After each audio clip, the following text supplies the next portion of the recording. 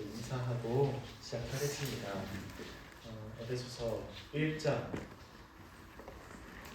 15절부터 23절입니다. 15절부터 23절. 네, 교독하겠습니다. 제가 먼저 그리고 여러분들은 그 다음 읽겠습니다. 찾으셨으면 읽겠습니다. 이로 말미암아 주 예수 안에서 너희 믿음과 모든 성도를 향한 사랑을 나도 듣고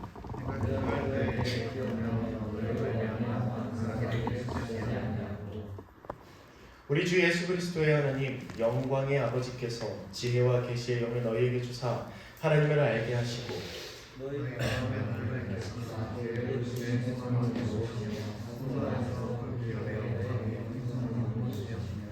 그의 힘의 위력으로 역사하심에 따라 믿는 우리에게 베푸신 능력의 지극히 크심이 어떠한 것을 너희로 알게 하시기를 구하노라.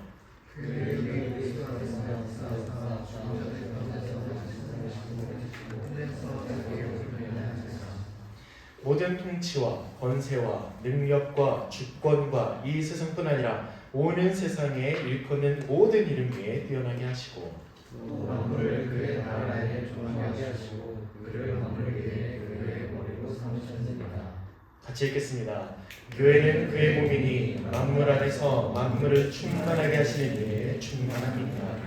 아멘. 우리 시간 다 함께 일어나서 함께 인사 나누겠습니다. 피곤한 시간인데 함께 은혜 받읍시다. 그래서 말씀 귀 기울여 듣고 또 함께 찬양합시다. 우리 다 같이 일어나셔서 인사하겠습니다.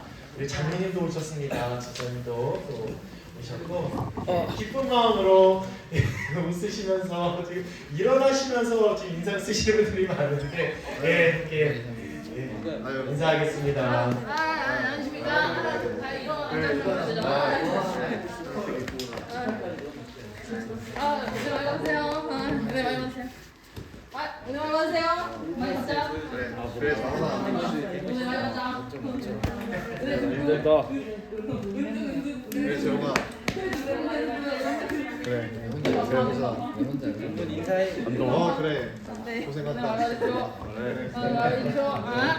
은혜 많이 받으세요. 그래. 나오십시오. 얼굴로 나와. 얼굴로. 안녕하세요.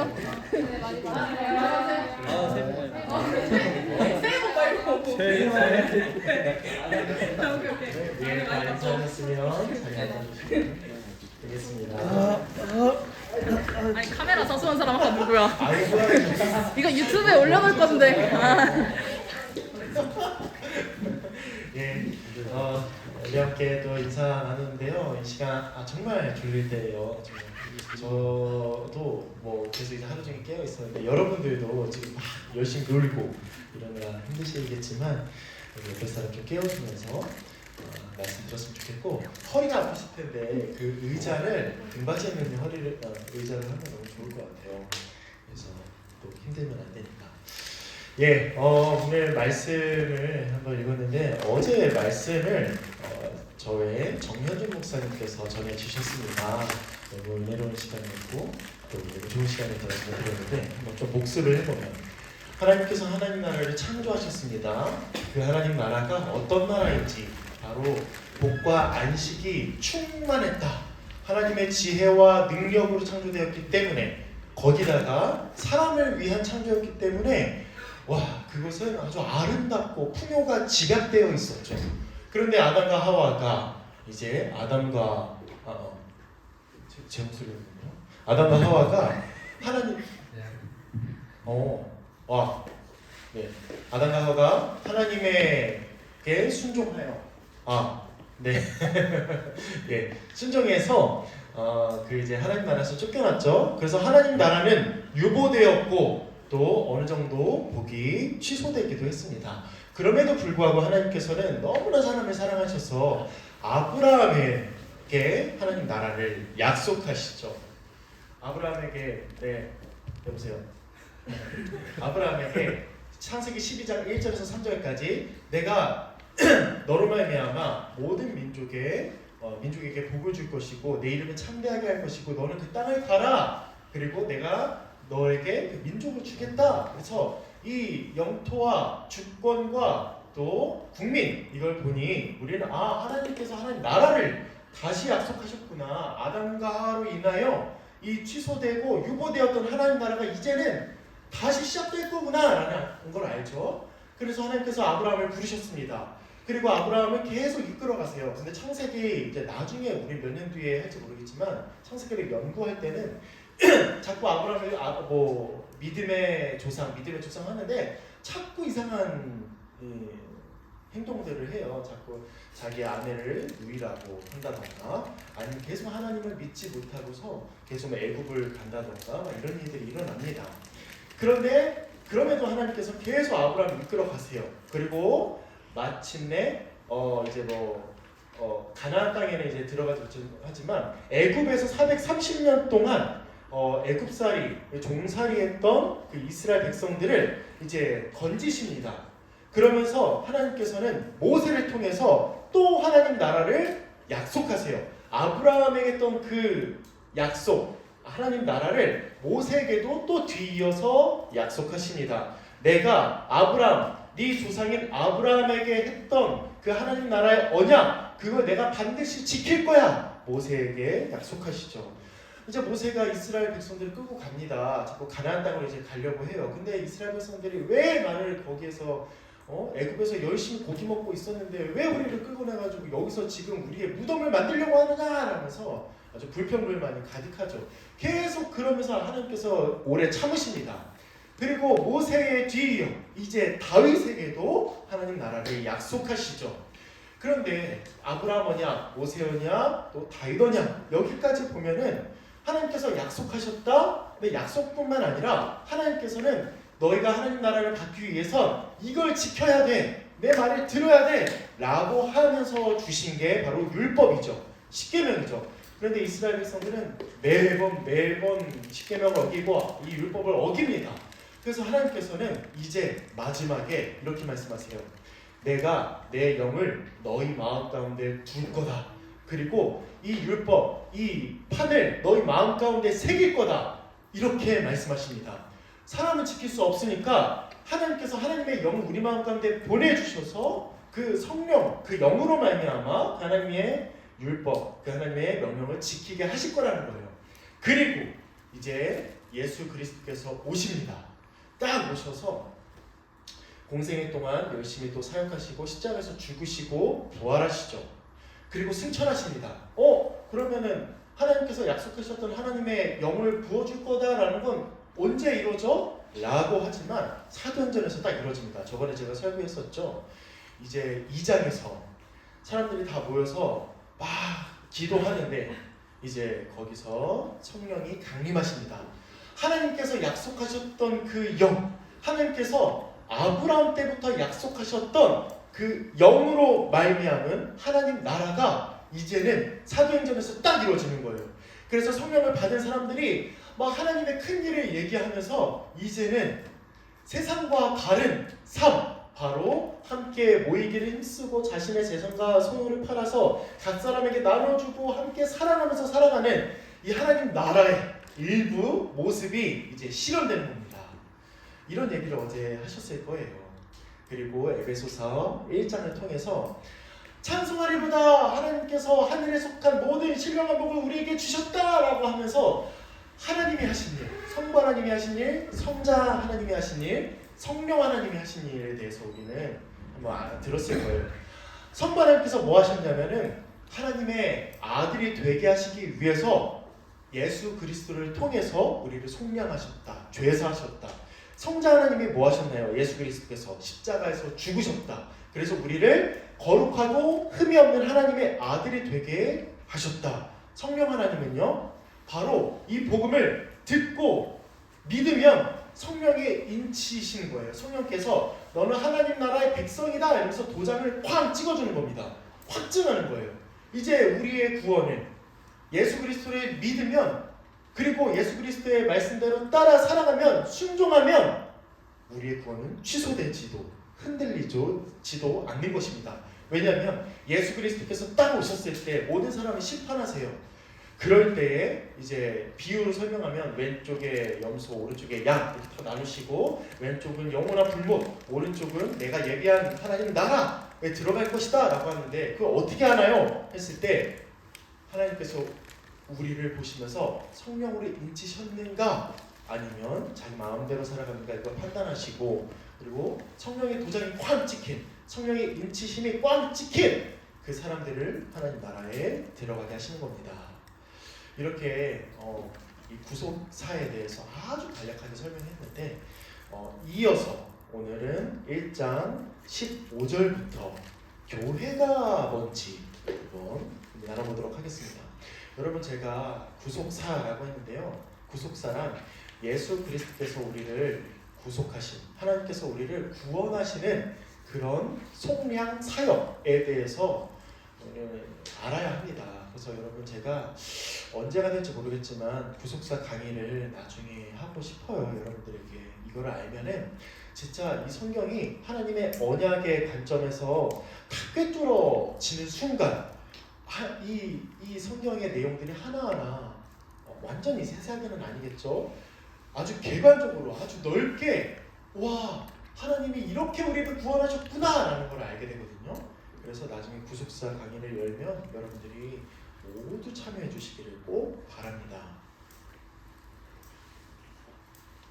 예. 오늘 찬양하는데 저는 이제 동국교회 와서 청년부 예배 드리면서 찬양하면서 단 한 번도 울음을 참지 않은 적이 없어요. 아까도 한 4번 위기였는데 꾹 참았습니다. 목소리 잠길까봐 꾹 참고 막 기도하고 막 그랬는데 찬양 팀 너무 감사하고 열심히 찬양해준 여러분들 너무 감사합니다. 예, 15절 16절 한번 띄워주시겠어요?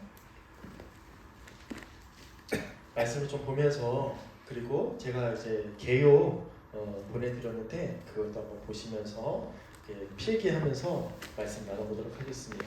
자, 첫 번째, 교회는 예수 그리스도의 몸으로서 믿음과 사랑을 가진 자들이다. 개요 있으니까 한번 띄워주세요. 이제 자 15절 16절 처음에 15절을 보면요, 주 예수 안에서 너희 믿음과 모든 성도를 향한 사랑을 나도 듣고 라고 얘기합니다. 사도 바울이 지금 에베소 교회에서 3년 동안 사역했어요. 그러면서 예수 그리스도의 십자가 복음을 전했습니다. 그리고 다시 이제 전도 여행을 떠났어요. 근데 저기 멀리에서 지금 에베소서는 사도 바울이 감옥에 갇혀있는 상태에서 쓴 겁니다. 감옥에 갇혀있는 상태에서 누군가로부터 사도 바울님 당신이 복음을 가르쳤던 그 에베소 교회가 지금 좀 위기입니다. 또 다른 복음으로 인하여 위기입니다. 하지만 그럼에도 불구하고 이 성도들이 예수님을 믿고 또 서로를 사랑하는 가운데 있습니다 라고 얘기하는 거예요. 그러니 이 바울은 나도 듣고 감옥에서 내가 들었다 라고 얘기하는 거죠. 자, 교회는요 예수 그리스도의 몸입니다. 그 몸으로서 예수 그리스도를 믿는 자입니다. 여러분, 교회는 그저 뭔가 경건의 모양을 갖추려고 그리고 함께 좀 찬양하고 싶으니까 혹은 기도하기 위해서 이렇게 모인 집단이 아니라 더 넓게는요 예수 그리스도를 믿는 공동체입니다. 에베소 성도들은 예수 그리스도를 믿었어요. 그래서 13절에서도 우리 어제 나눴던 말씀에서도 너희도 진리의 말씀 곧 구원의 복음을 듣고 그 안에서 또한 믿어 라고 말씀합니다. 교회는 예수 그리스도를 믿는 자들이다. 다른 대상 또 다른 내용을 믿지 않아요. 우리의 유일한 대상 예수 그리스도, 유일한 그 복음의 내용 예수 그리스도의 십자가 죽음과 부활, 이걸 믿는 자들이에요. 다른 걸 믿으면 이제 우리는 이단으로 분류하고 또 더 나아가서 사이비로도 분류합니다. 그래서 예수 그리스도를 참되게 믿는 자가 바로 예수 그리스도의 몸된 교회입니다. 자, 그래서 또 교회는 예수 그리스도의 몸으로서 모든 성도를 서로 사랑하는 공동체입니다. 15절에 에베소 교회의 예수 그리스도를 향한 믿음은요 사랑으로 나타났어요. 믿음은요 사랑을 낳습니다, 여러분. 내가 예수 그리스도를 믿어요. 열심히 믿는데 사랑하지 않는 건 참된 믿음이 아닙니다, 여러분. 하나님, 예수님, 제가 예수님이 주와 그리스도이심을 믿습니다. 하나님 사랑합니다. 이러면서 막 울면서 찬양해요. 기도해요. 그런데 기도회가 딱 끝나자마자 뒤돌아서면서 쌩 가버리고 지체를 사랑하지 않고 또 아주 가난한 자, 어려운 자들을 보살피지 않는다면 그 믿음은 반쪽짜리 믿음이고 그 믿음은 구원을 얻을 수 없습니다, 여러분. 믿음은 반드시 사랑을 낳습니다. 그래서 에베소 성도들이 믿음과 사랑을 함께 또 겸비했다는 거죠. 그리고 또 16절에 보면은요, 바울이 이렇게 얘기합니다. 내가 그런 너희들을 위해서 내가 기도할 때마다 기억해, 너희들 기억해. 그리고 너희가 그 믿음과 사랑이 있는 걸 내가 하나님께 감사하기를 그치지 않아 라고 얘기를 합니다. 바울은 왜 감사했을까요? 아니, 그들이 지금 믿음과 사랑이 있는 거잖아요. 바울이 감사한 이유는 에베소 교회가 믿음과 사랑으로 또 하나님 나라의 백성이 되었기 때문에 감사한 겁니다. 하나님 나라의 속성은요, 믿음과 사랑이에요. 그리고 하나님 나라의 백성의 삶의 핵심 또한 믿음과 사랑입니다. 여러분, 믿음만 강조하는 게 아니라 믿음이 낳은 그 사랑을 함께 강조하는 게 옳은 거죠. 바른 거죠. 아담은요, 하나님의 창조주이시고 자신이 피조물임을 인정하지 않았고 죄를 지었습니다. 그뿐만 아니라 하나님과의 관계가 단절될 뿐만 아니라 하나님이 아담에게 딱 이렇게 얘기합니다. 네가 왜 선악과를 먹었어? 라고 했을 때 아담이 하나님께서 이 하와를 주셔서 내가 이 하와 때문에 먹었다고 이렇게 하와를 멀리하죠. 또 하와를 이제 미워하죠. 원래는 하와를 보자마자 와, 내 몸이구나, 내가 정말 사랑하는 내 뼈 중에 뼈, 살 중에 살이구나 라고 했는데 죄가 딱 들어오자마자 바로 이 이웃을, 지체를, 내 돕는 배필을 이제 미워하는 일이 일어났습니다. 그런데 지금 에베소 교회는요, 이 하나님 나라가 어느 정도 회복된 겁니다. 예수 그리스도를 믿고, 그리고 아담이 하와를 아유 쟤 때문에, 저 여자 때문에 내가 못 써요 라고 했지만 이제 에베소 교회는 회복되어서 서로를 사랑하는 그런 관계가 된 거죠. 이것만 보더라도 하나님 나라가 회복되었다는 것을, 교회에 하나님 나라가 이미 임했다는 것을, 또 교회가 하나님의 백성이라는 것을 우리는 알 수 있는 거죠. 그래서 바울은 감사하기를 그치지 않았습니다. 감사합니다.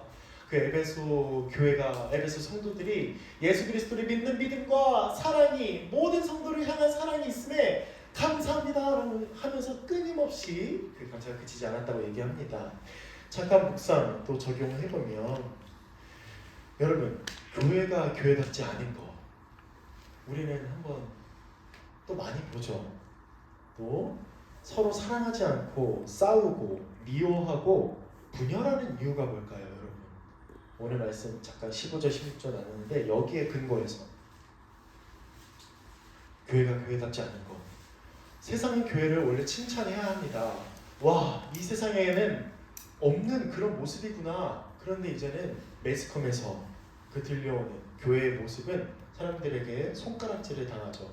오히려 세상 사람들보다 못하다라고 얘기하면서 막 욕합니다. 왜 그럴까요? 15절에서 말씀하신 것처럼 예수 그리스도를 참되게 믿지 않아서입니다, 여러분. 실제 예수 그리스도를 잘 몰라서, 혹은 예수 그리스도를 잘못 알고 있어서, 그래서 잘못 아는 그 지식을 믿어서 우리는 교회가 분열되는 이런 모습을 봅니다. 여러분, 사랑 이전에는 믿음입니다. 제가 말씀드렸죠. 믿음은 사랑을 낳습니다. 믿음이 없으면 사랑이 없어요. 그럼 가장 중요한 게 뭡니까?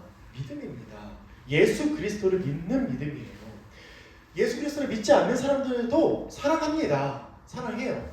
근데 그게 참된 사랑이냐? 아니요. 성경은요, 완전한 사랑이신 예수 그리스도를 믿는 자가 완전한 사랑을 베푼다고 말씀합니다.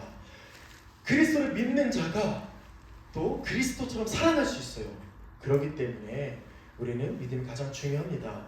예수 그리스도를 믿는 믿음은 구원뿐만 아니라 사랑에 있어서도 아주 중요합니다. 믿음이 중요하죠. 믿음으로 성령을 받고 믿음으로 구원받고 믿음으로 성령을 따라 사랑을 행합니다. 믿음이 가장 중요해요. 그러면 믿으려면 어떻게 해야 합니까? 그냥 열심히 그냥 이렇게 흘러가는 대로 교회 생활하면 여러분들이 다 또 자라서 자연스럽게 집사되고 권사되고 장로되고 그렇게 되면 믿음이 자랍니까? 믿음이 생깁니까? 지금 혹여나 믿음이 없는 청년들은 그렇게 교회 계속 나오다가 또 결혼하면 집사되고 이러면 믿음이 생기나요? 아니요. 그렇지 않습니다, 여러분. 복음을 들어야 됩니다. 복음을 들어야 돼요. 진리의 말씀 곧 구원의 복음을 듣고 배우기를 힘써야 합니다.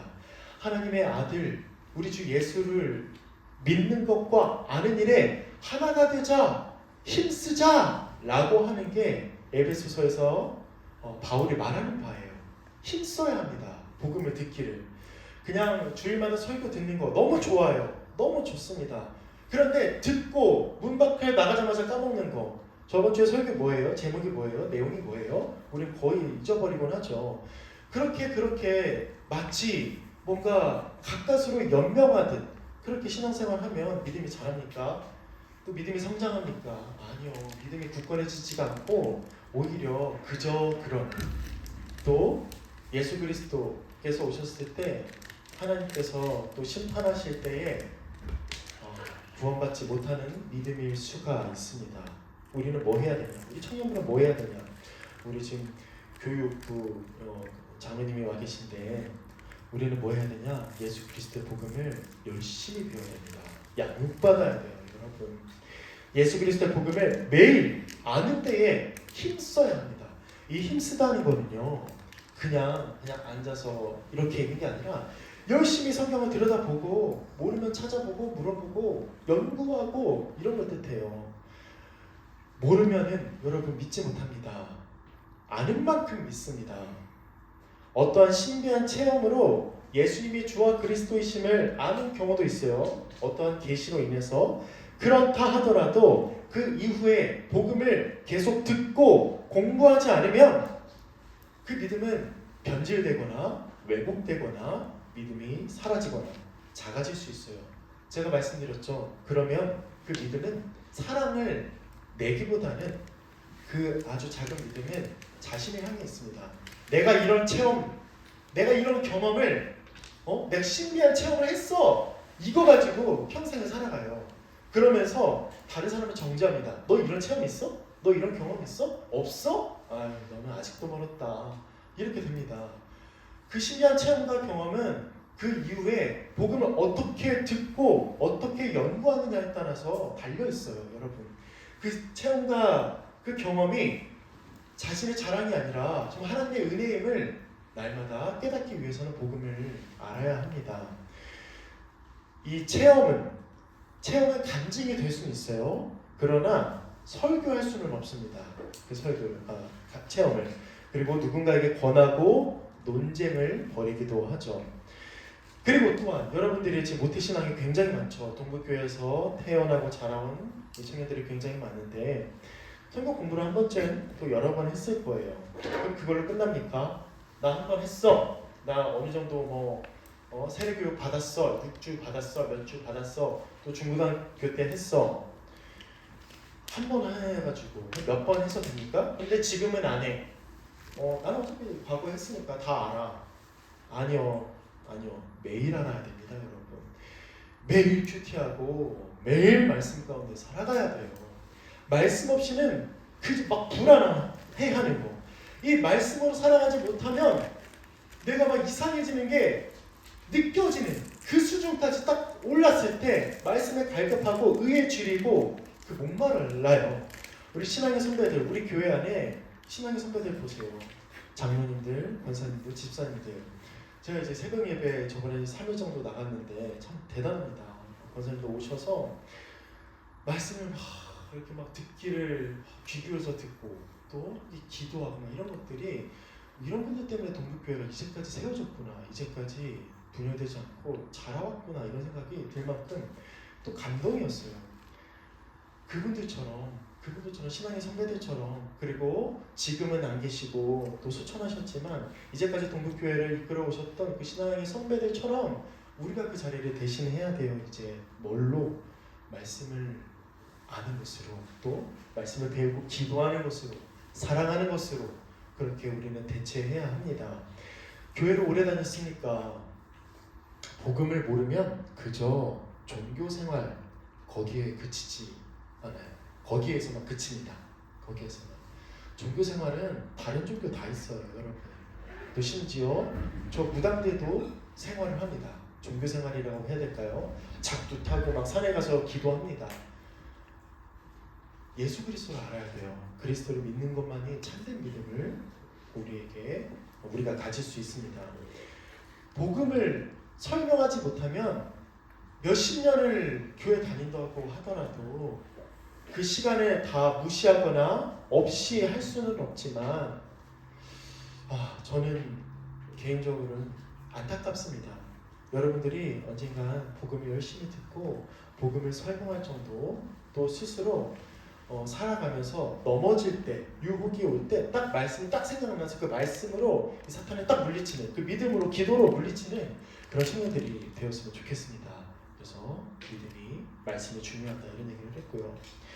지식으로만 구원을 얻는 건가요? 그러면 이렇게 얘기할 수 있습니다. 제가 신학대학원에 이렇게 재학하면서 전도사들을 막 붙잡고 막 얘기해요. 우리 성경 연구하자, 우리 복음을 알자, 막 이렇게 얘기해요. 그러면은 저한테 얘기합니다. 성경 연구요? 그러면 그 성경 연구만 가지고는 안 돼요. 성경만 가지고는 안 돼요. 이런 얘기를 합니다. 그 외에 다른 것들이 더 필요하다는 거예요. 물론 맞을 수도 있어요. 기도도 그렇고, 봉사도 그렇고, 어떠한 그 외의 행사들도 그렇고. 그런데 제가 항상 말씀드리지만 복음 위에 그게 서지 않으면 다 저는 무의미하다고 봐요. 말씀 위에 그것들이 서지 않으면 무의미합니다. 말씀 위에 기도가 서지 않으면, 또 말씀 위에 행사, 또 말씀 위에 가르치는 것, 그게 서지 않으면 말씀 위에 종교 생활을 아무리 높이 쌓아봤자 전 바벨탑이라고 봐요. 말씀이 딱 기준이 되고, 말씀이 기본이 되고, 완전히 그 초석이 되어서 그 위에 우리의 종교생활, 신앙생활을 쌓는다면 그것은 절대 무너지지 않고 흔들리지 않을 겁니다. 지식만으로는 구원을 얻을 수 없습니다. 하지만 믿음과 구원을 얻게 하는 성경 지식은 분명히 있습니다. 우리가 거룩해지기를 원하나요, 여러분들? 믿음이 있기를 원하나요? 믿음이 성장하기를 원하나요? 그러면 지식의 사다리를 타고 올라가세요. 지식이 없으면 구원도, 지식이 없으면 또 경건생활, 거룩도 없습니다, 여러분. 이게 조금만 틀면은 바로 이제 그게 돼버립니다. 조금만 틀면 영지주의가 돼버려요. 영지주의가 뭐냐면 뭔가 아주 특별하고도 신비로운 지식이 있을 거다, 그걸 깨달아야 내가 구원을 얻는다 라고 얘기해서 일반적인 지식 가지고는 안 되고 뭔가 있을 거야 이러면서 아주 깊이, 아주 심오한 의미가 있을 거야 라고 하면서 그걸 딱 깨닫는 순간 난 구원받았다 라고 얘기한다는 거예요. 영지주의처럼. 그런 게 아니라 그것까지 갈 필요 없습니다. 그것도 사실 안 되는 거고, 우리는 복음을 알자는 거예요. 제 얘기는 성경을 알자는 거예요. 우리에게 지금 옆에 놓여있는, 교회에 가면은 우리가 거들떠보지 않았지만 교회 곳곳 어느 곳에나 있는 그 성경을 알자는 겁니다. 제가 왜 이렇게 얘기하겠습니까? 지금 성경을 보지 않는 시대입니다. 복음을 모르는 시대예요. 이 교회 오래 다녀도 성경을 읽지 않는 시대에 우리는 놓여 있습니다. 그럴 때 우리는 다시 복음으로 돌아가요. 다시 복음으로 돌아가서 우리 진짜 복음만 합시다. 성경만 합시다.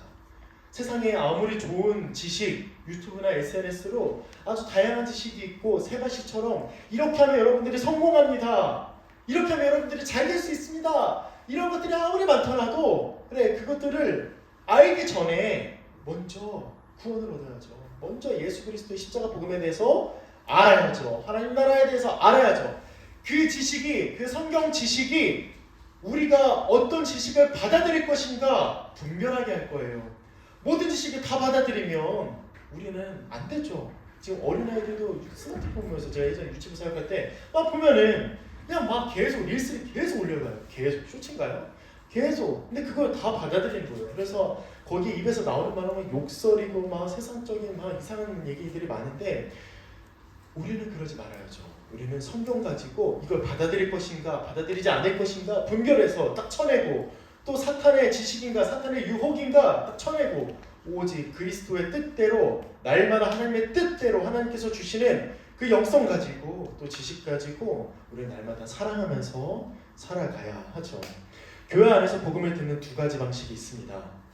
대체적으로 그게 예배 때의 설교 그리고 성경 공부예요. 설교는 하나님의 말씀이 선포되는 시간입니다. 그래서 설교를 통해서 복음을 명확하게 선포하고 적용점을 말하고 우리 교회가 앞으로 나아가야 할 방향을 제시받기도 합니다. 그래서 여러분 예배를 잘 드려야 돼요. 예배를 하루쯤 안 나가도 되지. 나 오늘 바쁘니까 이러시면 안 되고 예배 잘 나가야 됩니다. 하루라도 말씀 안 들으면 이상한 사람이 되는 거 느끼고 아주 의에 줄이고 목이 말라야 돼요. 그 말씀을 만약에 여러분 설교에 못 나왔어요. 아니 예배 때 못 나왔습니다. 정말 피치 못한 사정이 있겠죠. 그러면 가정 예배 드리세요. 가정 예배로 말씀을 들으세요. 기도하세요. 또 함께 또 신앙 고백하시고 주기도문으로 기도하시길 바랍니다. 만약에 그럴 상황이 아니라면 어떻게든 저희 청년부 유튜브 올라가잖아요. 설교 그거 들으세요. 그거 들으십시오. 내일 얘기하겠지만 우리가 앞으로 예배를 어떻게 드려야 될지를 함께 나누겠습니다. 그럴 때 우리는 말씀이 중요하다는 걸 알고 말씀을 놓치지 않으려고 해야 합니다. 우리가 그런 시스템을 좀 만들어 나갈 건데 자 그리고 예배 순서 모든 순서는 각각 중요한 의미를 함의합니다. 임례 예전 임례 예전이 뭐냐면 예배 인사, 기도, 찬송, 고백과 용서 이것들은요 하나님께서 성도들을 부르시는 것으로서 사람들은 그리스도의 이름으로 응답하고 믿음의 공동체를 형성하는 과정입니다. 임례 예전이 있고 말씀 예전이 있습니다. 감화를 위한 기도도 있고 성경 봉독, 설교, 초청, 찬송, 신앙 고백 등등 공동 기도 등등 있습니다. 그리고 또 성찬 예전도 있어요. 파송 예전 모두 각각 의미를 지녀요. 이거 제가 왜 말을 하냐면은 예배는요 그냥 설교만 잘 들으면 되지가 아니라 처음부터 끝까지 하나님의 말씀을 듣는 시간이에요, 여러분. 그리고 하나님의 말씀을 듣고 그 하나님의 말씀을 듣는 것에 반응하는 시간입니다. 기도도 그렇고요. 또 성찬도 그렇고요. 찬양하는 것도 그렇고요. 또 실제 설교도 그렇고요. 이 예배가 얼마나 중요한지 몰라요. 그래서 예배를 더 축소하거나 아니면 이거 편하니까 우리가 바꾸자 이래서 우리의 편의대로 바꾸는 거 이거는 사실 아주 첨예한 문제겠지만 우리는 그러지 말자 이런 얘기를 하고 싶어요. 진짜 예배 잘 드리자. 그래서 예배 10분 전에 딱 오고 또 10분 전에 와서 기도하고 또 예배로 시작하고 그 중간에 나가지 않고 최대한 그 전에 볼일 다 보시고 찬양부터 사도신경부터 끝까지 그 축도까지 그냥 가만히 앉아서 하나님의 말씀을 오로지 잘 받고 믿음으로 받고 하나님께 찬송 올려드리고 기도하는 그런 예배가 되었으면 좋겠습니다. 그리고 또 성경 공부에도 참여해야 합니다. 말씀을 체계적이고 풍성하게 듣고 배울 때 믿음이 생기고 자라요. 저는 어제 나눴지만 저는 어떤 성령 체험 그리고 성결의 어떤 체험 지금 전도사들 막 얘기 들어보면 되게 막 여러 체험이 있어요. 막 자기는 이렇게 했다. 근데 다 너무 놀라운 것들이에요. 너무 놀라운 것들. 근데 저는 그런 체험이 있었지만 가장 먼저는 저는 25살 때 복음을 막 들으면서 몇 년 동안 들으면서 이 복음이 정말 거부할 수 없는 복음이구나. 이 진리에 압도되는구나. 그래서 내가 완전히 뭉개지는 거 있죠. 그런 경험을 했거든요. 이거는 어떻게 일어났냐면 복음을 체계적으로 들었을 때 가능했어요. 저는 복음을 아주 풍성하게 들었을 때. 그럼 우리 뭐 해야 될까요? 모두가 다 체험을 할 수는 없습니다. 모두가 다 경험에 의지할 수 없어요. 우리는 말씀을 알아야 합니다. 성경 공부에 참여해서 열심히 체계적으로 복음을 들어야 합니다. 설교 같은 경우는 누군가 이해하지 못했더라도 질문하거나 또 답하거나 이런 것들이 어렵죠. 그리고 이 설교 시간이 지금 점점 짧아지고 있어요. 현대사회가. 예, 지금 1시간, 40분, 30분, 25분, 또 급하면 10분 이렇게 마무리 지어지는데 진짜 저는 묻고 싶어요. 그래서 그 설교로 일주일 내내 살아갈 수 있냐? 좀 묻고 싶습니다. 안 돼요, 여러분. 단호하게 얘기합니다. 안 돼요. 설교 긴 게 너무 힘들어. 힘들 수도 있죠. 근데 어떻게든 들으려고 노력하세요. 이 말씀이 진짜 내게 생명이 되는 말씀이다. 일주일 동안 내가 붙잡고 살아가겠다 하면 그 말씀을 안 듣겠습니까? 들어야 돼요. 듣고 잘 또 경청하고 해야 합니다.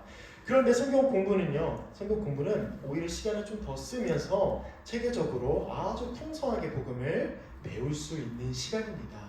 그래서 이 예배 때 설교와 또 성경 공부는 함께 우리가 힘썼으면 좋겠어요. 정말 힘썼으면 좋겠습니다. 네, 만약에 성경 공부를 딱 이렇게 했어요. 근데 이제 어디 나가게 돼요. 어서 오세요. 어디 좀 해외나 아니면은 어디 놀러 가게 되었어요. 참여 못해요. 그러면 설교와 마찬가지로 누구 한 명 들은 사람 붙잡고 알려달라고 하던가 저한테 알려달라고 하십시오. 그래서 계속 복음을 듣는 게 너무나 중요합니다. 자, 그리고 수련회에서도 이 말씀을 더 집중해서 들을 수 있어요. 제가 어제는 2시간, 제가 한 건 아니지만 설교, 오늘은 1시간 반 정도 설교를 할 겁니다. 설교 언제 시작했죠? 몇 시에 시작했죠? 자, 5분. 벌써 이렇게 지났네요. 할 게 너무 많은데. 자, 수련회는 청년들이 함께 시간을 맞추고 회비를 내고 마음을 모아서 말씀과 교제와 기도에 힘쓰는 시간입니다. 여러분, 1년에 2번밖에 없어요. 그리고 코로나 때 아예 없었지만 또 이 직장인 분들 같은 경우에는 겨울에 이 휴가를 내기가 너무 어렵죠. 현우 형제가 또 잘라가지고 이렇게 너무 와줘서 너무 고마운데 이 수련회를 여러분 가볍게 여기지 마세요.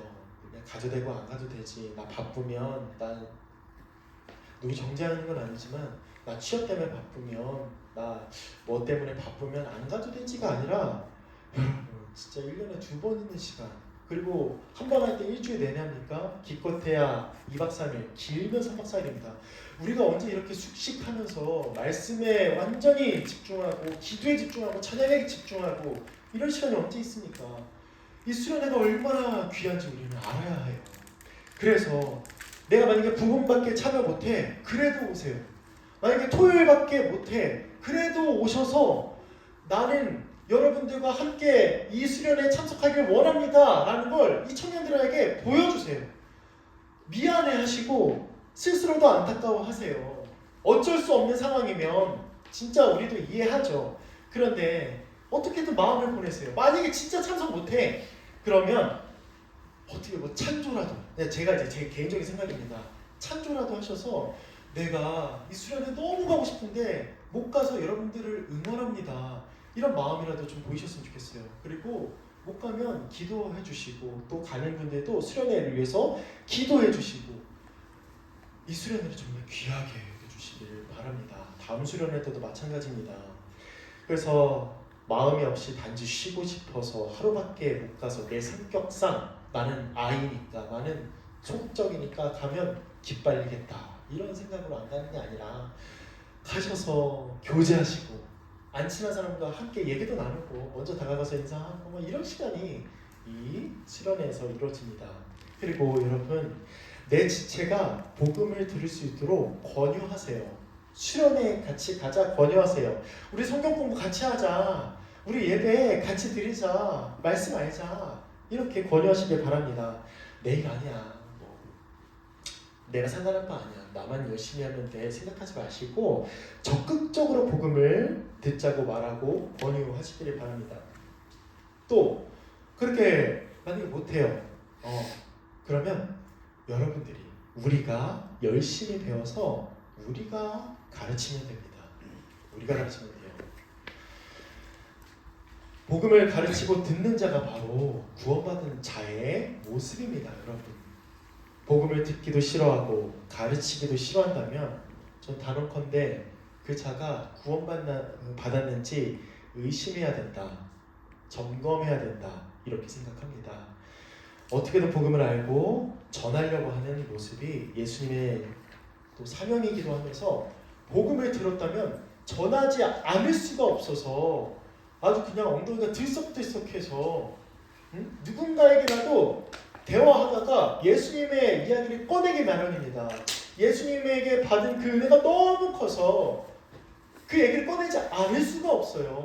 그런데 그 얘기도 꺼내지 않고 그냥 세상적인 얘기하면서 살아간다면 정말 그게 구원받은 자일까? 저는 스스로 점검해야 된다 생각해요.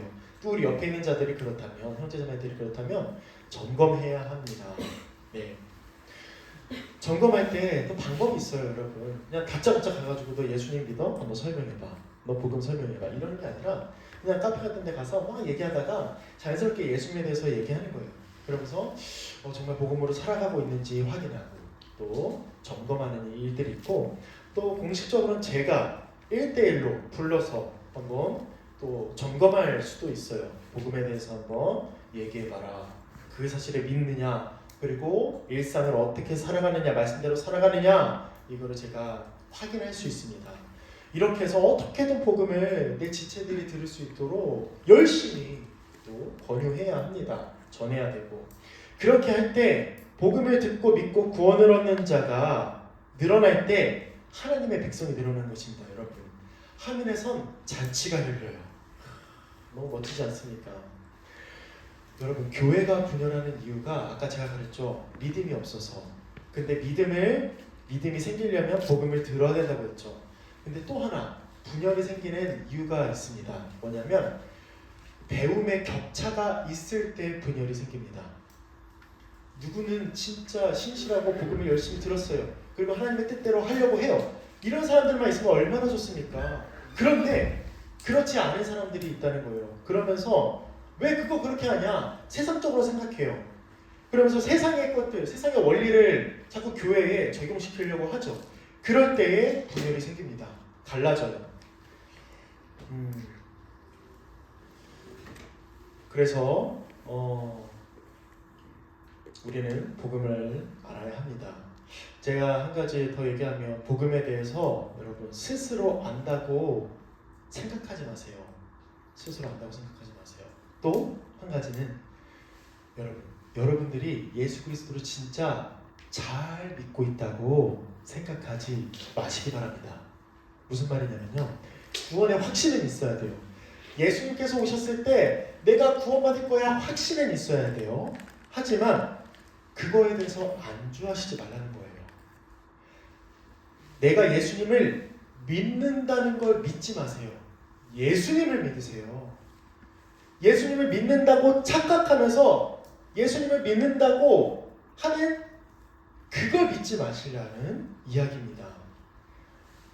차라리 그 편이, 그게 우리가 복음을 더 듣고 예수 그리스도를 더 믿기 위해 힘쓰는 유익이 있을 거예요.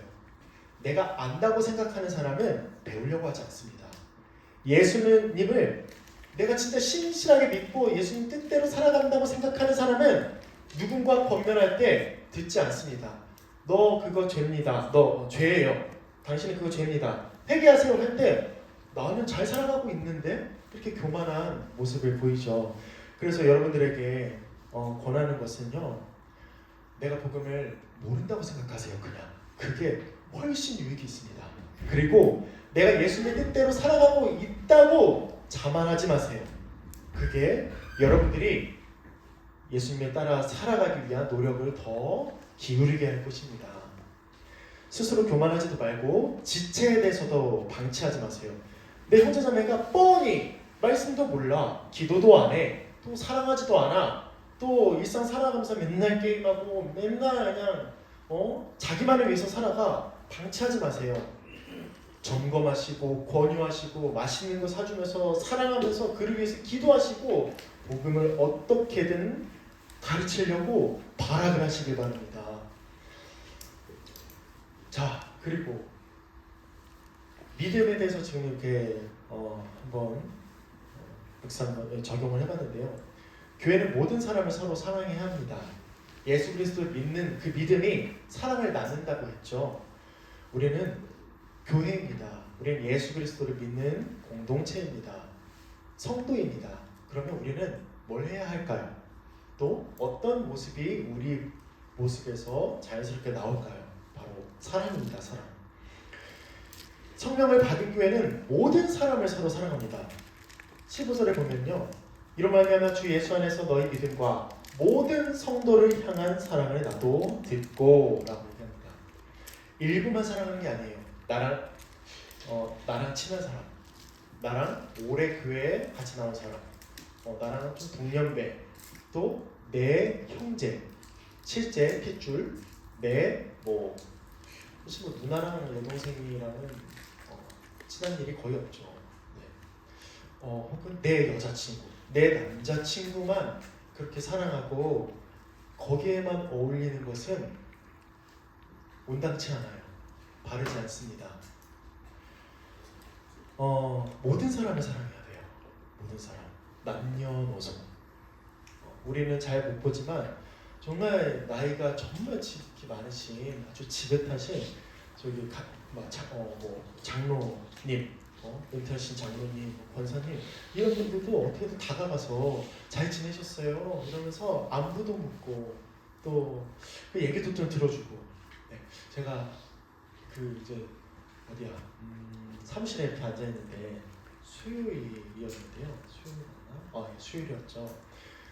누구라고 말씀드리긴 어렵지만 이제 안수 집사님이 딱 오셨어요. 그래서 커피 한 잔 타신다고. 근데 자연스럽게 제 옆에 앉으셔서 1시간 반을 얘기하시는 거예요. 그래서 저는 네 이것만 하신 것 같아요. 네. 근데 그 얘기를 들어보니까 와, 내가 겪어보지 않았던 그런 신앙생활인 거예요. 오히려 내가 존경할 만한 그런, 지금 우리 교회 모든 분들이 다 그런 경험이 있을 거예요. 얼마나 귀합니까? 그런데 나이 드신 분이라고 해서 또 나와 상관없다고 해서 그냥 안 듣고 관심도 가지지 않고 막 이러는 게 아니라 그분들한테 배울 거는 배우고 얘기도 듣고 다가가서 어떻게 친절하게 대하면서 그분들의 얘기도 좀 이렇게 들으면서 함께 기도하고 이런 모습이 우리 교회에 있었으면 좋겠어요. 사실 어려우신 분들은 청년들에게 다가가기가 좀 어렵습니다. 내가 부담될까 봐. 그런데 우리들이 다가가야죠. 우리들이 그분들에게 다가가서 안부를 물었으면 좋겠습니다. 안부를 묻고. 그리고 지금 믿음은 반드시 사랑으로 나타난다고 했잖아요. 근데 누군가 난 믿음이 있다 라고 얘기하는데 그 사람이 믿음이 있는지 없는지 눈에 보입니까, 여러분? 믿음이 눈에 보이나요? 안 보이나요? 그 믿음, 본질적인 완전 그냥 예수 그리스도를 믿는 믿음, 그 구원 받을 만한 믿음, 그 믿음이 있는지는 사실 하나님이 아시죠? 그런데 야고보서에서는 그 믿음이 눈에 보인다고 얘기합니다. 나는 믿음이 있어 라고 얘기하면서 지체가 헐겁고 일용할 양식이 없는데 말로만 아유 힘들지, 아유 평안해 이런 거나 춥지, 아유 빨리 몸을 데워, 배고파, 배불러. 사이코패스 같죠? 이상하죠? 네. 이렇게 말한다면 그것은 죽은 믿음입니다, 여러분. 한마디로 죽은 믿음은 구원을 얻지 못합니다. 믿음으로 받은 성령님은 믿는 자로 하여금 반드시 지체를 사랑하게 하십니다. 우리가 그에 대해서 순종할 때 우리 모습 가운데서 사랑이 나온다는 거예요. 그러면 믿음은 눈에 보이지 않으나 눈에 보입니다. 사랑하는 자가 믿음이 있다고 우리는 어느 정도 또 알 수 있는 거죠.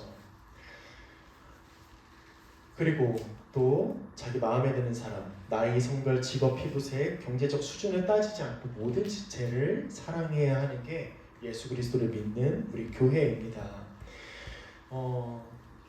만약에 예수님이 자기와 코드가 맞는 사람, 개그 코드가 맞거나 아니면 그냥 대화가 잘 통하는 사람, 이런 자만을 살려두셨잖아요.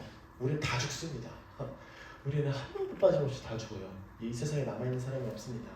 그런데 예수님께서는 우리와 같이 내세울 것 하나 없는 죄인들을 위해서 십자가에서 죽으셨어요. 그들을 고치시고 그들을 먹이셨습니다. 우리를 죄와 사망에서 생명으로 다시 옮기셨어요. 그럼 우리는 예수 그리스도처럼 사랑하겠노라, 그리스도의 향기가 우리 몸 가운데 나타나길 원합니다 라고 기도하는 우리 또한 차별 없이 사랑해야죠. 차별 없이. 장애인이든 비장애인이든 남자든 여자든 남녀노소든 또 나와 대화가 통하든 안 통하든 또 여러 아주 그냥 다른 점이 있더라도 모두를 다 포용하고 사랑해야 하는 게 바로 교회입니다, 여러분. 그래서 누구에게나 다가가서 말 걸고 관심을 가졌으면 좋겠어요. 우리 청년부는 앞으로 이런 교제를 위해서 힘쓸 겁니다, 여러분. 예배, 양육, 교제. 오늘 수고했어요. 너무 춥죠? 더우세요.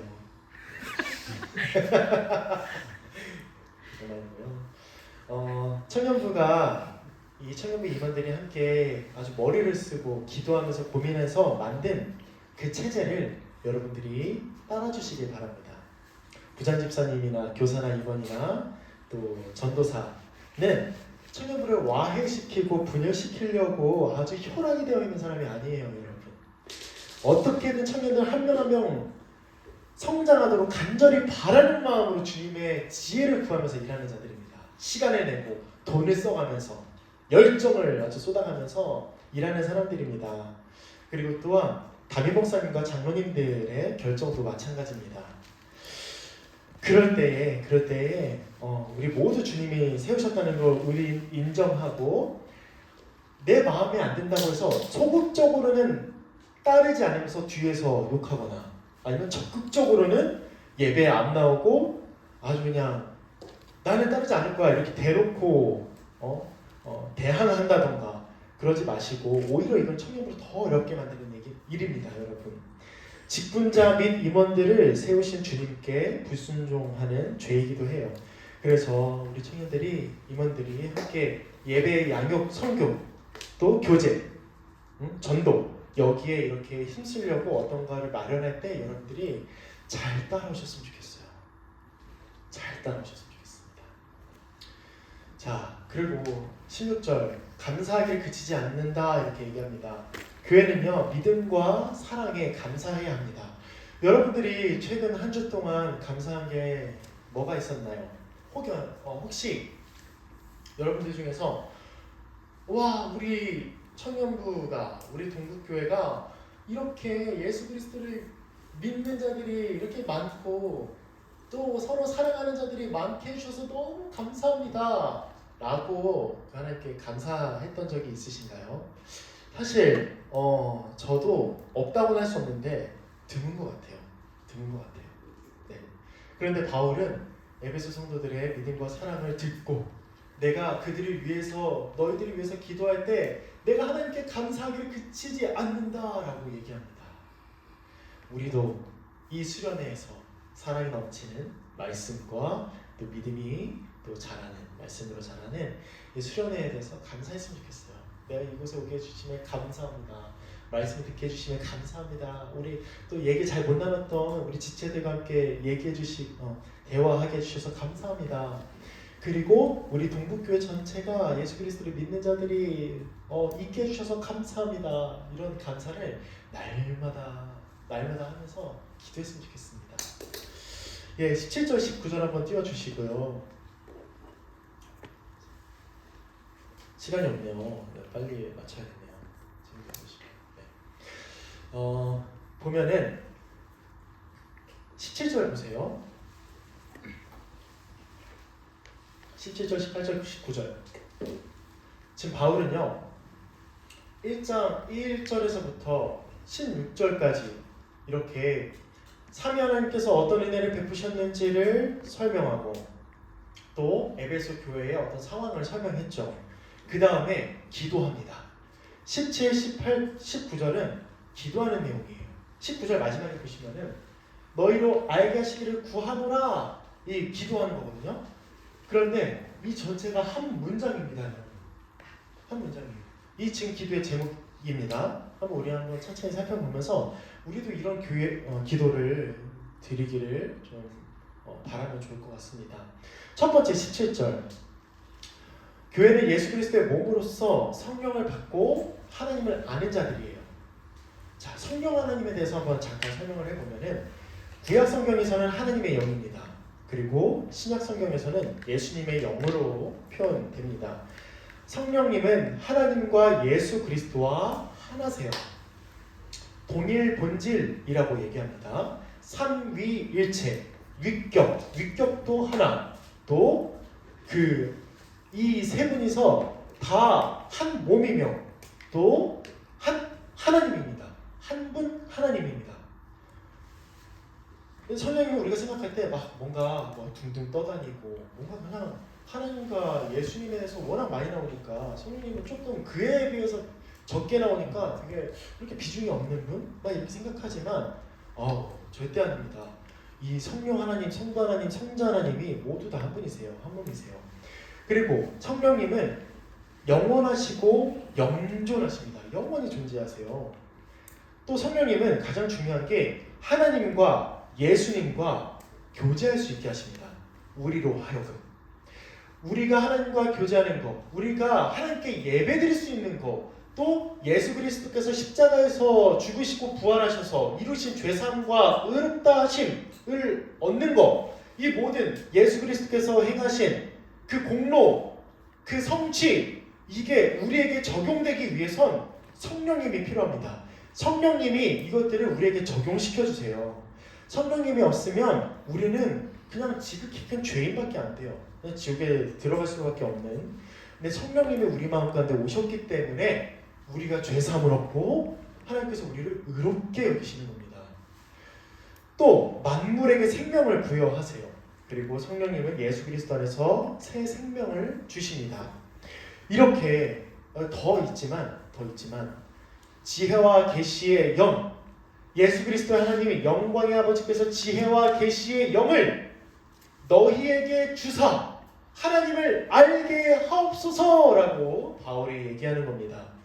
여러분, 에베소 교회 성도들로 하여금 성령을 받고 하나님을 분명하게, 명확하게, 참되고 확실하게 이해하게 해달라고 바울이 지금 기도하는 거예요. 하나님을 안다는 것, 구체적으로 하나님의 사역, 또 하나님의 인격을 알게 해달라는 겁니다. 하나님의 인격, 무소부지하시고 전능하시고 전지전능하시고 거룩하시고 편지하시고 창조주이시고 주권자이시고 치료자이시고 이런 모든 하나님의 인격을 알게 해주세요. 그리고 하나님의 사역, 하나님께서 여기 지금 아주 잘 나타나 있죠. 에베소서 1장 3절에서부터 쫙 나와 있죠. 이것들을 알게 해주세요. 성령으로 알게 해주세요 라고 이제 기도하는 겁니다. 그리고 또 17절 18절 보세요. 바울은 또 기도합니다. 너희 마음의 눈을 밝히사 성령을 주셔서 성령으로 하여금 마음의 눈을 밝혀서 그의 부르심의 소망이 무엇인지 알게 해주세요 기도하는 겁니다. 이게 뭔 얘기냐면은 부르심의 소망? 바로 장차 우리가 누리게 될 영광, 부활의 영광을 소망하게 해달라고, 하나님 나라에 들어가 누리게 될 복된 삶을 소망하게 해달라고, 이런 얘기입니다. 소망하게 해주세요. 그래서 하나님께서 우리를 어떻게 부르셨나요? 하나님의 아들로 부르셨죠. 근데 하나님의 아들, 양자됨, 중생, 거기에서만 그치는 게 아니라 우리가 이 땅 가운데서 아주 고난 가운데서 박해 가운데서도 예수 그리스도를 믿는 그 믿음으로 열심히 견디면서 살아가죠. 그리고 그리스도께서 다시 오시면 우리는 하나님 나라에 들어갑니다. 하나님 나라의 백성으로서 또 하나님의 완전한 아들로서 살아가는 것도 하나님께서 우리를 부르신 목적이에요. 그러면 지금부터 하나님 나라가 완성되어서 그 나라에서 영원히 살아갈 그 하나님 나라의 백성이 되기까지 이게 모두 하나님께서 부르신 우리의 자격이거든요. 이거를 성령을 받아서 우리가 이거를 알게 해주세요 라고 우리는 기도해야 된다는 거예요. 부르심의 소망을 알아야 됩니다. 만약에 이걸 모르잖아요. 예수 그리스도, 제가 저번에 설교했죠. 그리스도께서 다시 오신다는 걸 믿지 않으면, 그리고 우리가 하나님 나라에 들어가서 영원히 복과 안식을 누리면서 살아간다는 것을 믿지 않으면, 알지 못하면 이 세상에서 어떻게 살아간다고요? 내가 어떻게든 내 주머니를 채우려고, 내가 내 마음대로 살아가려고 합니다. 왜? 내세가 없으니까. 다음 생이 없으니까. 이 땅 가운데서 열심히 살아가야지 라고 얘기하는 거예요. 제가 예전에 일할 때 그 사장님이 막 회식이 하는데 이제 술 마시면서 얘기하는 거예요. 나는 이 세상이 끝이라고 본다. 다음 세상은 없다. 그래서 이 세상에서 내가 마음껏 살아가겠다. 이렇게 막 아주 그냥 되게 비장하게 이렇게 얘기했는데, 근데 그분이 어떻게 살아가냐면, 이게 참 안타깝습니다. 일하면서 자꾸 이제 그 물건을 이제 빼돌리죠. 그 자재를 자꾸 빼돌려요. 그리고 횡령도 하시고, 그리고 이거 너무 큰 죄죠, 횡령은. 그리고 이게 참 너무 말하기 너무 조심스럽지만, 우리가 지방으로 이제 출장 갔을 때 그 숙소에 자꾸 여자친구들을 불러요. 첫 번째 여자친구 하룻밤 이렇게 자고, 두 번째 여자친구. 저는 이제 그거 보면서 그러니까 다음 생이 없는 사람이 행하는 그런 모습, 생각, 그 관념, 신념, 이것들이 다 그런 쪽으로 빠지게 되어 있어요. 심판이 없으니까. 그런데 우리는 내세를 소망합니다. 우리가 부활할 걸 소망해요. 이거를 우리가 알아야 합니다. 그리고 교회는 하나님 나라의 영광의 풍성함을 아는 자들입니다. 그래서 그 기업의 영광의 풍성함, 새 하늘과 새 땅에서 하나님의 영광이 비치고 그 어린 양의 등불이 될 것을 소망하죠. 그리고 우리 교회에게 베푸신 하나님의 큰 능력을 알게 해달라고 바울은 기도하고 있습니다. 또 묵상과 적용을 좀 해보면, 우리는 하나님에 대해서, 하나님의 부르심의 소망에 대해서, 하나님 나라의 영광의 풍성함에 대해서, 그 외에 베푸신 하나님의 큰 능력에 대해서 우리는 얼마나 잘 압니까? 이 네 가지 질문에 대해서 답할 수 있다면 아주 여러분들이 잘 해온 것이죠.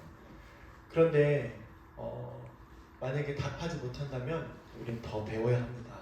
여러분, 아주 겸손하게 배워야 돼요. 굳이 알아야 돼 이거? 굳이 알아야 돼? 네. 이러면 안 되죠. 지금 바울이 기도까지 하고 있습니다. 또 성경에 실렸어요.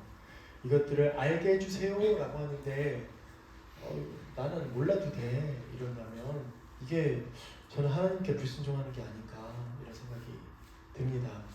그래서 교회는 하나님과 예수 그리스도를 아는 것에서 자라가야 합니다. 지금 알게 하시기를 구하노라, 여기에 방점이 있어요. 그리고 앞에 거는 그 기도에 아는 그 내용이죠. 알아야 돼요. 지금 아까도 제가 계속 적용했는데 자라가야 합니다. 만약에 갓난아기가 태어났어요.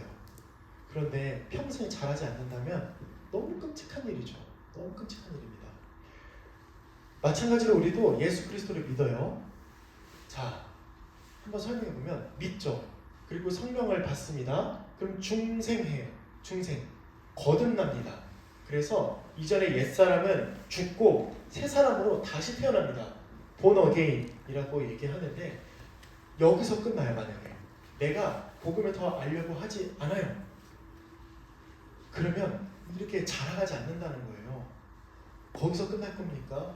우리는 자라가야 돼요. 그게 바로 성화, 성결이라고 얘기합니다. 우리 교단의 아주 핵심이죠. 성결. 그래서 쭉 살아가요. 그리고 영화에 이릅니다. 다시 말하면 구원의 완성에 이릅니다. 중성에서만 멈추지 마세요, 여러분. 갓난아기가 평생을 자라가지 않는 것처럼 우리도 중생에서 멈추지 않아야 합니다. 않아야 돼요. 자라가야 합니다. 어디에서? 예수 그리스도의 십자가 복음 안에서. 복음 안에서 자라가야 돼요. 덥지도 차지도 않는 이 미지근한 신앙이 바로 정체되어 있는, 아니 오히려 후퇴하고 있는 신앙입니다. 배우려고 하세요. 어떻게든 배우는 자리에 나아가세요. 가르쳐 줄 겁니다. 저는 진짜 누구라도 1대1로 가르칠 겁니다. 누가 오시든. 한 가지 좀 말씀드리면, 저는 여러분들이 진짜 복음 전하기에 왔어요. 여러분들과 다른 거 하기 위해서 온 게 아닙니다. 물론 함께 기도하고 교제하고 예배하고 이거 다 포함되는 거죠. 이런 얘기가 아닌 줄 아시죠? 복음을 전하려고 왔어요. 전 여러분들에게 복음을 전하지 않는다면 저는 하나님 앞에서 죄인입니다. 여러분들에게 가장 아주 큰 죄를 지는 거예요. 그럼 제가 여러분들에게 복음을 전하기 위해서 어떻게 하느냐? 정말 성경을 아주 끊임없이 연구합니다. 복음을 어떻게든 잘 가르치기 위해서 새벽에 자요. 토요일에, 그러니까 주일 새벽이죠.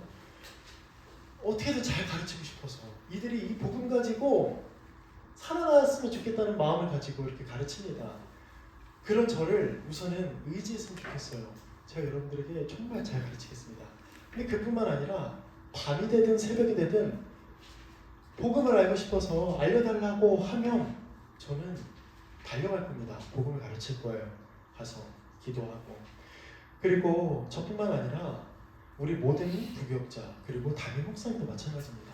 그래서 담임 목사님의 설교를 귀하게 여기시고 담임 목사님도 부교역자들 아주 귀하게 여겨주셨으면 좋겠어요.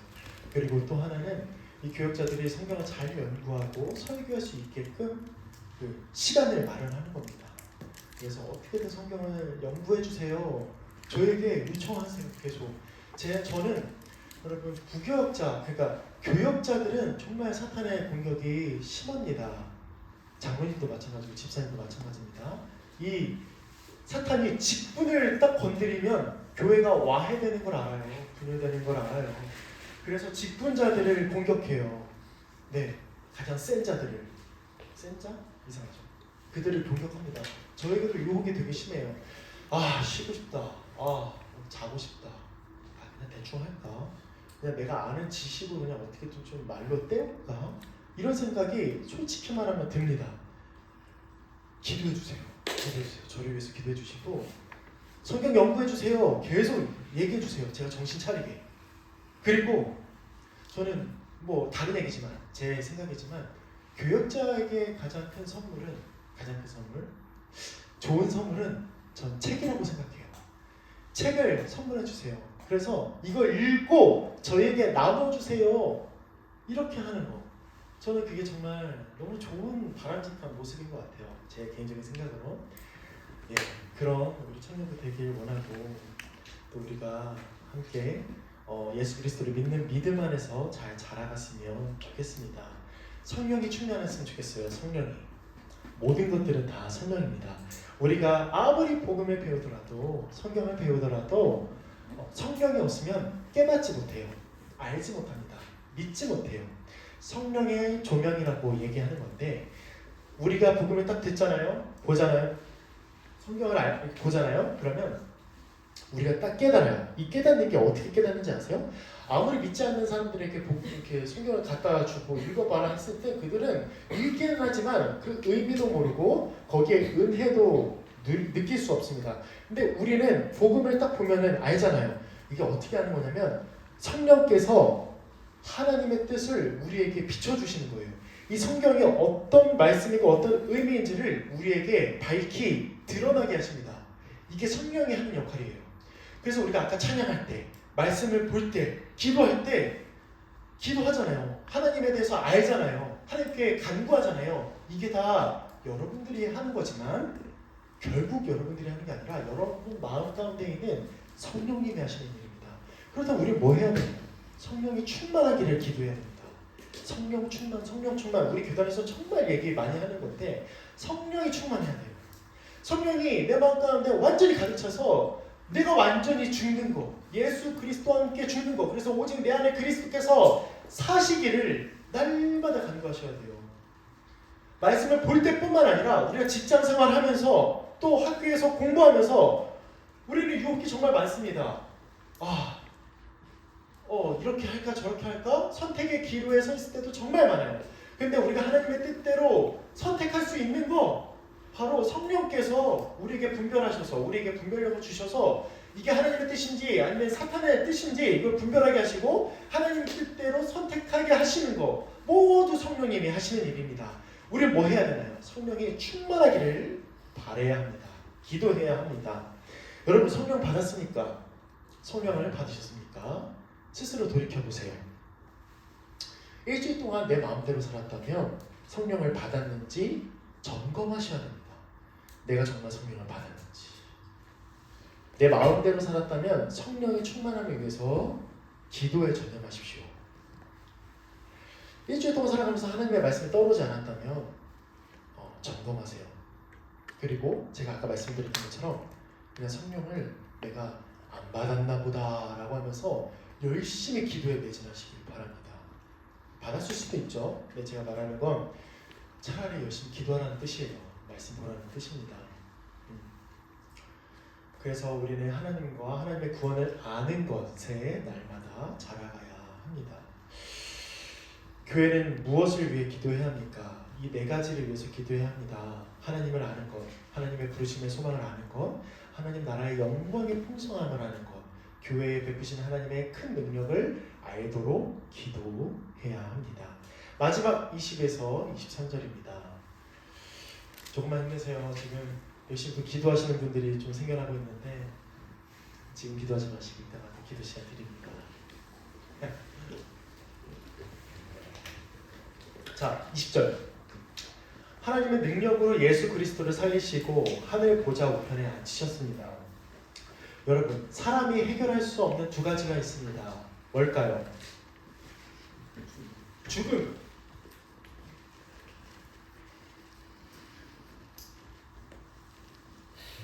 죄.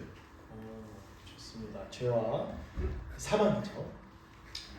누구도 해결할 수 없어요. 아무리 돈이 많고 잘나고 예쁘고 잘생기고 능력이 많더라도 죄는 해결할 수 없습니다. 사망도 해결할 수 없고 그리고 이 죄와 사망은 연계되었습니다. 죄의 결과는 사망이죠. 그런데 하나님의 그 능력이 어떠한지 바로 예수님을 부활시켜서 죄와 사망의 세력을 영원히 깨셨어요. 영원한 생명이 예수 그리스도의 죽음과 부활에서 밝히 나타났습니다. 예수님의 형벌 대속적 죽음은 우리의 죄의 형벌을 예수님이 대신 받음으로써 우리가 구원받았음을 보여주는 것이고 또 예수님의 부활은 그 십자가 사역으로 인해 죄와 죽음이 패하여졌다. 완전히 우리는 예수님께서 승리하셨다라는 걸 나타내는 거죠. 자, 그리고 21절. 하나님은 그리스도를 모든 만물이 복종할 만큼 뛰어나게 하셨습니다. 하나님께서 예수 그리스도를 살리셨죠. 그리고 하늘로 올리셔서 자기 보좌 우편에 앉히셨습니다. 주와 그리스도가 되게 하셨죠. 이게 뭐냐면 모든 만물의 주가 되셨다라는 것을 하나님께서 보여주시는 거예요. 하나님의 보좌 우편이 바로 그런 의미입니다.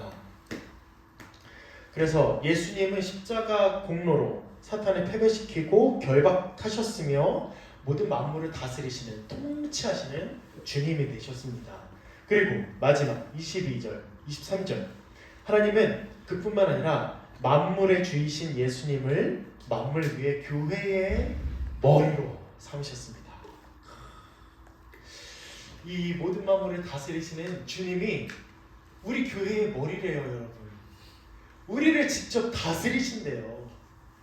그 예수님의 충만이 임하는 곳이 교회고 예수님의 충만 자체가 교회라는 겁니다. 여러분, 사람은 그 사람의 리더가 누구냐에 따라서 운명이 결정돼요. 하다못해 우리가 어떤 회사를 들어가죠. 근데 우리가 왜 대기업을 들어가려고 합니까?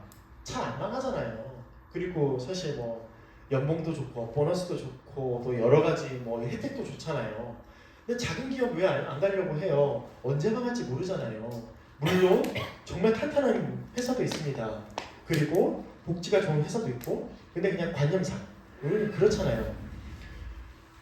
그 대기업, 그 오너들, 그 CEO들, 이들이 누구냐에 따라서 그 밑에 그 직원들의 운명이 결정되어 있잖아요. 그렇죠? 그가 잘못 경영하면 그들은 다 망합니다.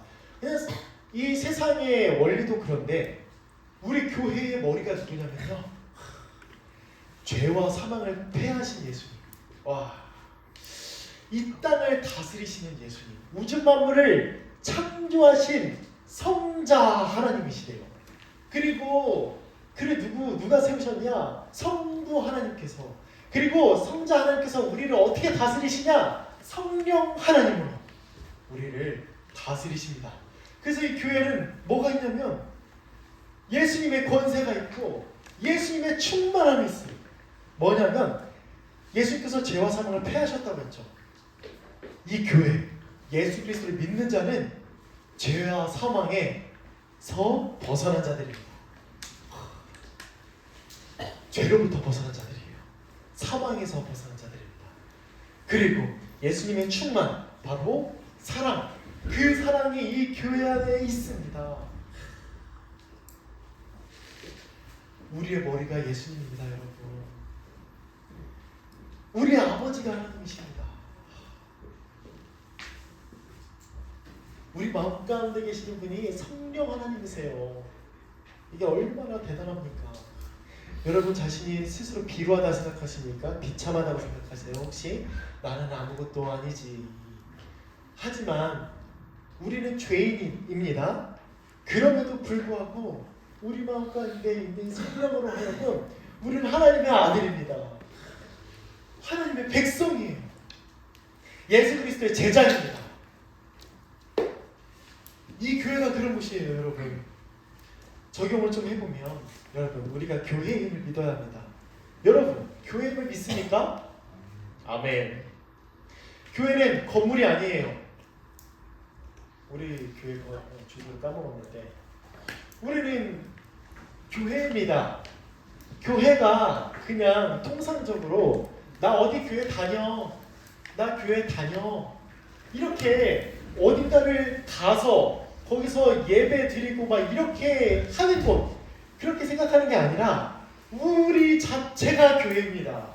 거룩한 성도들이 모인 곳, 헬라어로는 에클레시아라고 해서 부르심을 받은 자들, 세상 가운데서 이 건짐을 받은 자들, 그런 회중들, 바로 교회, 우리가 교회입니다.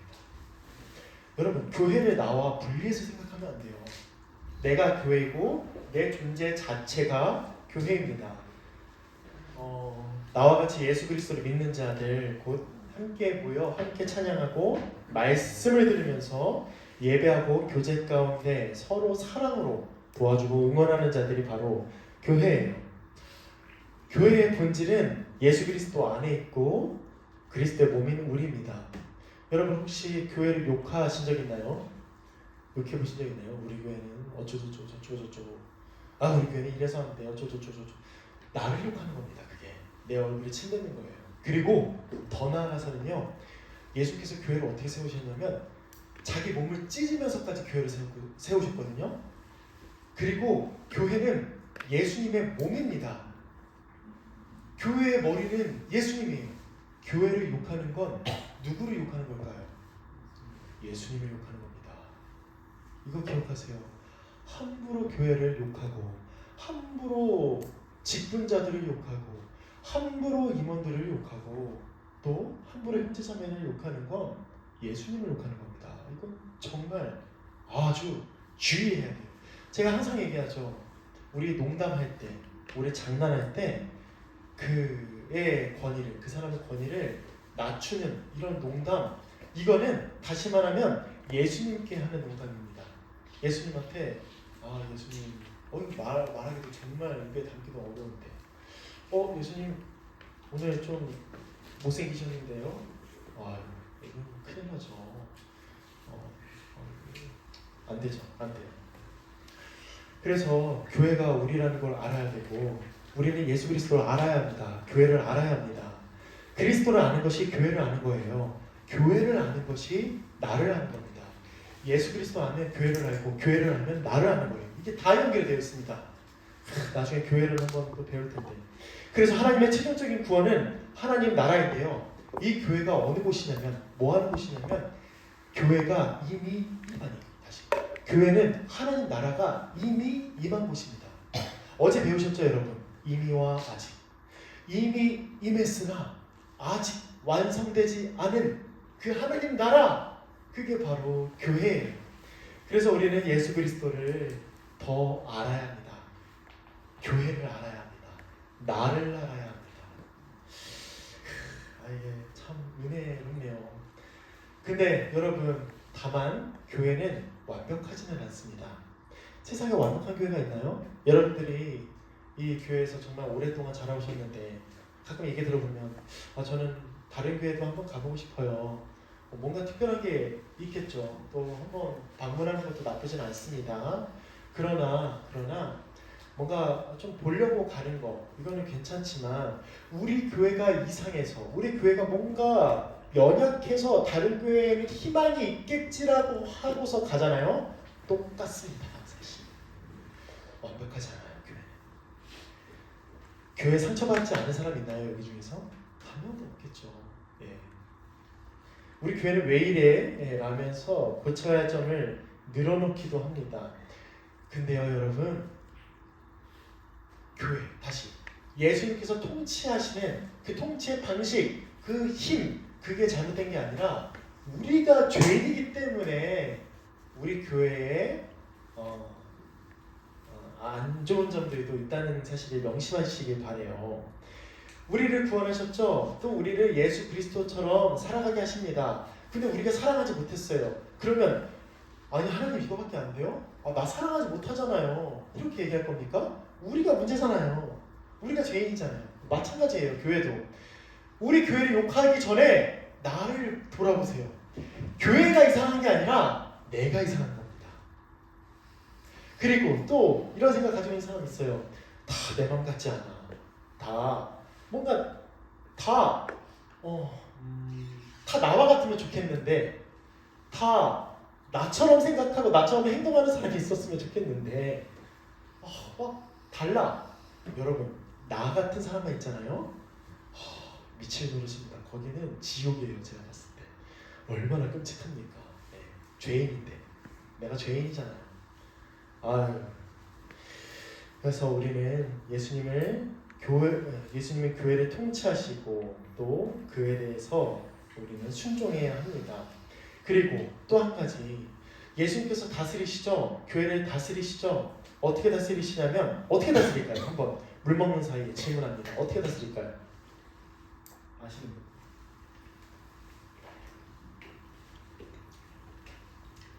바로 빠밤, 잠 깨시라고, 바로 직분자들을 통해서 다스리신다요. 집사, 그리고 장로, 또 권사님도 있죠. 또 목사도 있고, 이들을 통해서 교회를 다스리세요. 하나님께서 만약에 이들이 아니라 내가 직접 다스릴래 하고서 만약에 하나님이 여기 나타나시잖아요. 우리는 어떻게 될까요? 구원이 완성되진 않았는데, 구약 내내 하나님이 직접 본 자는 다 죽었습니다. 너무 거룩해서. 그리고 죄인을 반드시 심판하시는 분이니까 그 앞에 나가면 죽는 거예요. 그 영광의 밝은 광채로 인해서 막 죽는 겁니다. 근데 하나님께서 어떻게 다스리시냐? 바로 집사를 세워서, 장로를 세워서, 또 목사를 세워서 이 교회를 다스리세요. 집사는 뭐 하나요? 집사는 무슨 역할일까요? 집사님은 이제 복음에 대해서 아주 정통한 사람입니다. 스데반이 죽기 전에 그 사도행전 한 장을 가득 채워요. 예수 그리스도. 그러니까 구약 때부터 쫙 끌어오면서, 그래서 예수 그리스도가, 예수님은 우리의 주님이자 그리스도이십니다 라고 하고서 돌맞아 죽습니다. 집사님은 복음을 모르는 자들이 아니에요. 안 가르쳐서 그렇지 정말 잘 아시는 분들입니다. 집사님들은 따로 역할이 있어요. 구제하는 역할입니다. 구제하는 역할. 그래서 교회를 돌아보면서 물론 행정적인 일에도 참여할 뿐만 아니라 좀 어려운 자들, 가난한 자들을 보고 교회 재정을 사용해서 구제하는 역할을 하죠. 장로님은 무슨 역할을 하나요? 장로님도 사실 목사와 같습니다. 그런데 가르치는 장로가 바로 목사예요. 그럼 장로는 뭐 하냐? 목사가 전한 말씀을 성도들이 들었죠? 그럼 그 성도들이 그 말씀대로 잘 살아가고 있는지를 점검하고 확인하는 역할입니다. 그리고 목사와 함께 교회의 행정들을 함께 또 하기도 하고요. 목사는 뭐 하나요? 예수 그리스도의 십자가 복음, 이 성경을 아주 잘 연구해서 사람들에게 잘 전하고 이들이 기도할 수 있도록 또 하나님을 잘 믿을 수 있도록 훈련시키고 이런 일들을 해요. 그러면 집사, 장로, 목사는 하나님께서 세우신 이 교회를 잘 다스리기 위해, 교회를 아주 풍성하게 하기 위해 이 하나님 나라의 이 복과 안식이 충만하게 하시기 위해서 세운 자들이라는 거예요. 여러분, 우습게 여기면 안 돼요. 내 옆에 있다고 내 아빠라고 우습게 여기면 안 됩니다. 존중하셔야 돼요. 네. 교회 안에서 아주 따뜻하게 모시고 아주 귀하게 여기셔야 돼요. 제가 말씀드렸죠. 집사, 장로, 목사를 욕하는 건 하나님을 욕하는 겁니다. 그들을 하나님이 세우셨어요. 이게 얼마나 큰 죄인지 몰라요. 그래서 그들을 아주 귀하게 여겨야 합니다. 마지막으로 회개해야 합니다. 우리는 이제껏 하나님의 말씀과 예수 그리스도의 통치에 불순종하고 내 뜻과 내 마음대로 살았다면 우리는 회개해야 합니다. 그래서 우리의 죄를 용서해 주시기를 구해야 합니다.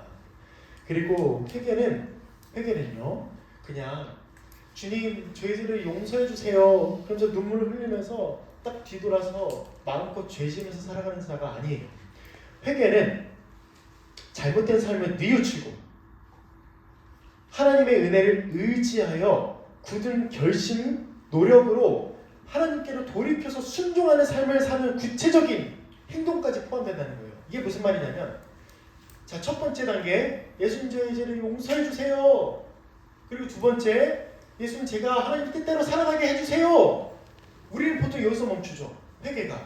여기가 끝이라고 생각하잖아요. 죄사함 받으면 끝이라고 생각하잖아요. 아니요. 이 죄를 돌이켜서 이 죄를 어떻게든 싸우고 사랑하면서 살아가는 것까지, 그 행동까지가 회개라는 거예요. 아시겠죠? 그래서 우리는 회개해야 합니다. 자신의 죄악된 삶을 후회하고 애통해하면서 주님께 용서를 구해야 합니다. 주님께 용서를 구하고 사랑하는 삶까지 가는 이 회개를 우리가 해야 한다는 거예요. 그래서 우리는 또 잘 열심히 복음을 알고 또 이 하나님에 대해서 또 알 뿐만 아니라 회개해야 합니다. 여러분, 한 가지만 정말 마칠게요. 이제 좀 우리 교회에 어르신분들 좀 이해하실 거예요. 뭐냐면 아이를 낳죠. 부모님이 너무 신실하니까 이제 아이도 자연스럽게 교회 갑니다. 교회 가서 주일학 때부터 딱 거쳐오죠. 유치부, 유치동부, 중등부, 청년부 이렇게 거쳐오는데 아이들을 이제 교회 학교에 딱 맡겨놔요. 그리고 이제 자신은 예배 드리러 갑니다. 그리고 다 끝나면 이제 아이들을 딱 데리고 가서 이제 집에 가요. 집에 가서 하나님에 대해서 한마디도 얘기 나누지 않습니다. 또 다음 주일이 되었어요. 또 다시 주일학교 딱 데리고 가요. 예배 드리고 또 집에 가요. 한마디도 얘기 나누잖아요. 그렇게 해요. 그럼 이제 어른들은 그렇게 생각해요. 내 아이가 여기서 잘하고 있으니까 말썽 안 부리니까 믿는 줄 알아요. 이제 선생님한테, 전도사님한테 딱 맡겨놓는 거죠. 근데 얘가 다 커요. 20살이 돼요. 이제 부모님을 떠날 나이가 됐어요. 아닐 수도 있지만 만약에 분가를 해요. 독립을 해요. 교회 안 나와요. 이제 당황해요. 그러면 이상하다. 우리 아이들이 믿음이 좋은 줄 알았는데 왜 안 나오지? 무슨 일이 생겼나? 이러면서 계속 지켜봅니다. 계속 안 나와요. 이상하다. 아니 주일학교 그렇게 열심히 잘 했는데 중등부 정말 잘 나갔는데, 근데 여러분 믿음이 없었던 거예요. 사실 믿음이 없었던 겁니다. 부모님의 신앙으로 나는 거예요. 우리는요 그러지 말자고요. 우리가 아이들이 나오면은 복음을 어떻게든 가르치고, 주일학교는 대안이 될 수 없습니다, 여러분. 신앙은 가정에서 이루어져요.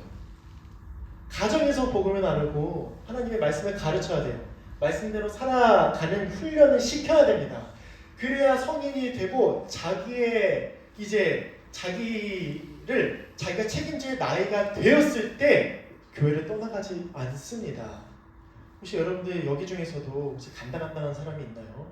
나 이제 내일 안 나오려고 그랬는데 이렇게 하는 사람이 혹시 있나요? 혹시? 아니면 1년만 하고 교사 딱 끝나고 이제 안 나오려고 했는데 기억하세요. 여러분 복음을 잘 들으시고 또 여러분들이 잘 커서 아이들을 복음으로 가르치시길 바랍니다. 그래야 우리 교회가 희망이 있습니다. 우리 동국교회 정말 허리가 잘려나간 것처럼 이 40, 50대가 정말 너무 많이 안 계시죠. 20대, 30대는 그래도 조금 있지만 이들이 우리 교회를 다 뭔가 이끌어 나가기에 너무 적은 숫자입니다. 그런데 저는 그렇게 생각해요. 막 몇만 명, 몇천 명 있는 교회보다 정말 예수님의 뜻대로 살아가는 사람 100명만 있어도 저는 그곳이 교회라고 생각해요. 그곳이 하나님께서 기뻐하시는 교회라고 생각합니다. 수에 집착하지 마시고 여러분들이 잘 세워지세요. 만약에 여기 있는 인원들이 나중에 동국교회에 딱 정말 중요한 직분자가 되잖아요. 동국교회는 진짜 한국교회에서 아주 손에 꼽는 아주 좋은 교회가 될 겁니다. 우리는 뭐 위에 서야 되냐면 복음 위에 서야 됩니다. 그래서 한 사람 한 사람이 다 가르칠 줄 알면, 진짜 목사가 가르치는 것처럼 가르칠 줄 알면 저는 그 교회는 정말 건강하다 못해 이 세상을, 이 세계를 밝힐 교회가 될 거라고 생각합니다. 복음을 열심히 배우고 또 가르치는 우리가 되었으면 좋겠습니다. 그래서 열심히 배웠으면 좋겠고, 우리 이 시간은 설교 마치고 함께 기도했으면 좋겠습니다.